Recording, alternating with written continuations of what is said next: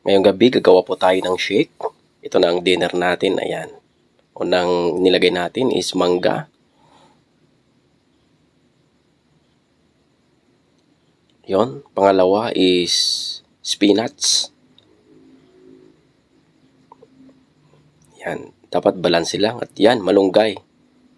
Yan talaga. Powerful malunggay. Lagyan natin yan. Then, saging. Ayan, maglagay tayo ng saging.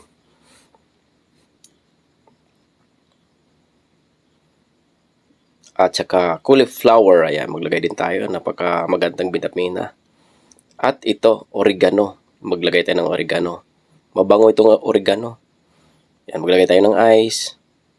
Tubig, konti. Ayan, yan po yung mga pang-sikrito. Ayan. Ilagay na natin.